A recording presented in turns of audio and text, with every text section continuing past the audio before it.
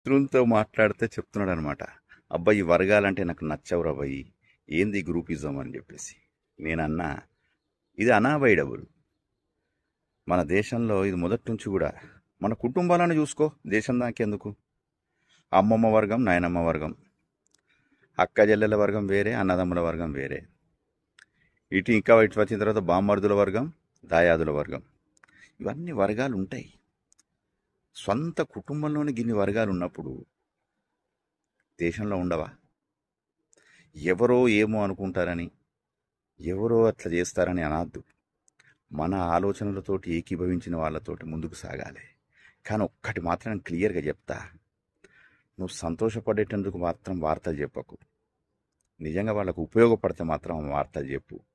ఏ సంజాయిషి అయినా, ఏ సలహా అయినా వాళ్ళను సంతోషపెట్టేదానికన్నా వాళ్ళకు ఉపయోగపడేదైతే చాలా బాగుంటుంది. కాదంటారా?